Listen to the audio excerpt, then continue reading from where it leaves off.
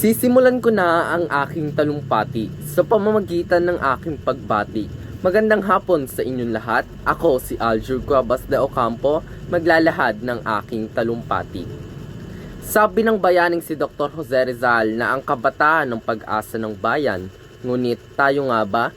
Ikaw nga ba? Kabataan pa din ba? Bakit parang hindi na? Paano tayo magiging pag-asa kung tayo mismo ang sumisira sa ating bansa? Tingnan mo ang mga kabataang napariwara. Ang mga kaedad natin, nasan sila? Ikaw, nasan ka na? Nasa matuwid na daan pa din ba? Simulan natin sa unang barkada na nasa kanto. Lulong sa masamang bisyo.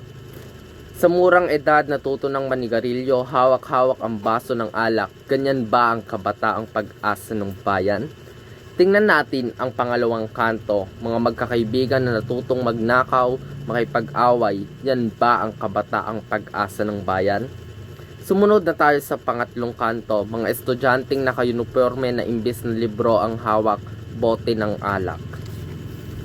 Tingnan natin ang pang-apat na kanto, mga kabataang 15, 16, 17 na imbis na nasa paaralan at libro ang hawak, ngayon ay ang kanyang anak.